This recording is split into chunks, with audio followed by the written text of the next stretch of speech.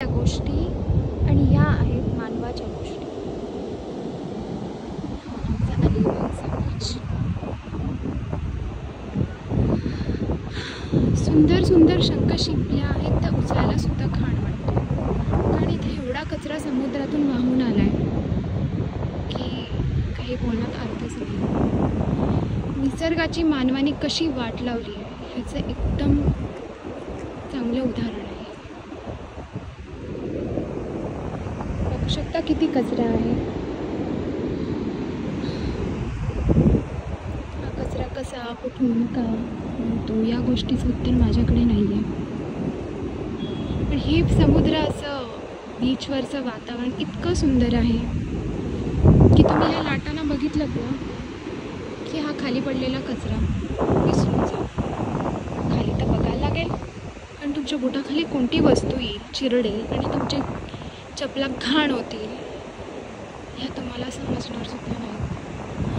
म्हणून या लाटांसोबतच आणि गार वाऱ्यासोबतच खाली बघून सुद्धा चालावे लागते. बघा इंजेक्शन.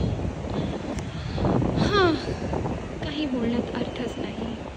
सुंदर पक्षी उडत आहेत आणि एकटा घर अख्ख्या आकाशात एकटा उडत आहे. आता या दोन गाई म्हशी काय विचार करत असतील?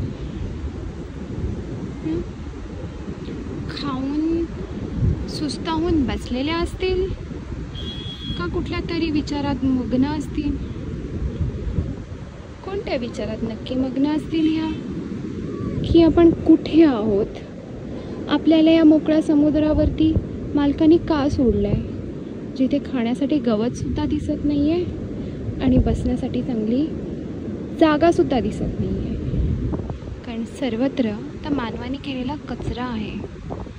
हां, असा तर विचार नक्की करत असतील, समुद्राचा गार वारा तरी खाऊ. उन्हाळ्याच्या दिवसात मालकाच्या गोठ्यात खूप गरम होतं, मालक AC थोडी लावणार आहे.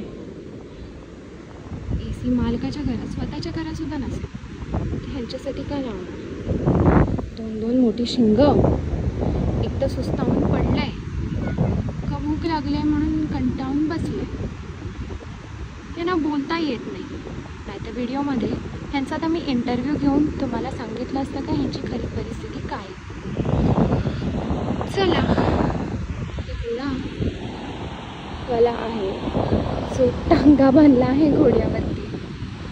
बिचारा घोडा थकलाय की हे आयुष्य तरी मला का मिळाले. विचार करत असेल मालकाला 2 पैसे हवेत, रात्रीचं चांगलं जेवण पण नाही मिळणार आवडीचं, आता भरमसाठ पैसे कमवणार आणि मी मात्र असाच. म्हणजे स्वतःच्या कष्टाचे पैसे सुद्धा स्वतःला मिळत नाही अशी कळते. म्हणून जिथे बोलायचं आहे तिथे वेळेवर बोलायला शिका. नाही या घोड्यासारखी